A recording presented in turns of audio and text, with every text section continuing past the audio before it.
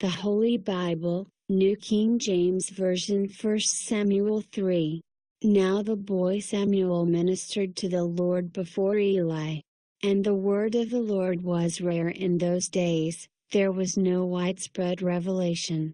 And it came to pass at that time, while Eli was lying down in his place, and when his eyes had begun to grow so dim that he could not see, and before the lamp of God went out in the tabernacle of the Lord where the ark of God was, and while Samuel was lying down, that the Lord called Samuel.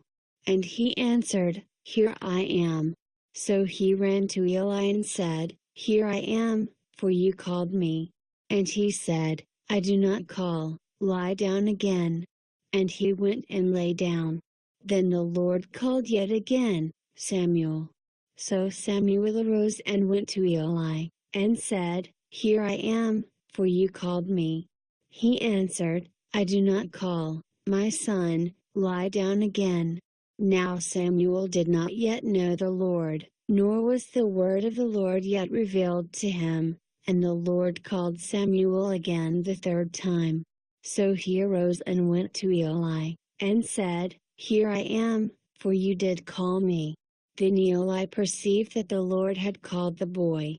Therefore Eli said to Samuel, Go, lie down, and it shall be, if he calls you, that you must say, Speak, Lord, for your servant hears.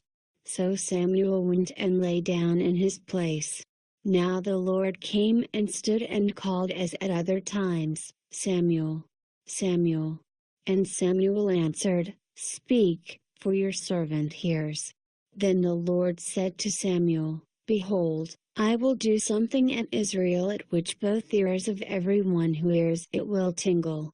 In that day I will perform against Eli all that I have spoken concerning his house, from beginning to end. For I have told him that I will judge his house forever for the iniquity which he knows, because his sons made themselves vile, and he did not restrain them. And therefore I have sworn to the house of Eli that the iniquity of Eli's house shall not be atoned for by sacrifice or offering forever.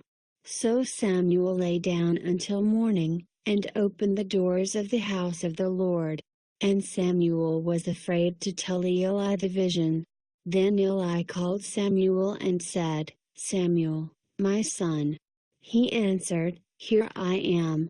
And he said, What is the word that the Lord spoke to you? Please do not hide it from me. God do so to you, and more also, if you hide anything from me of all the things that he said to you. Then Samuel told him everything, and hid nothing from him. And he said, It is the Lord. Let him do what seems good to him.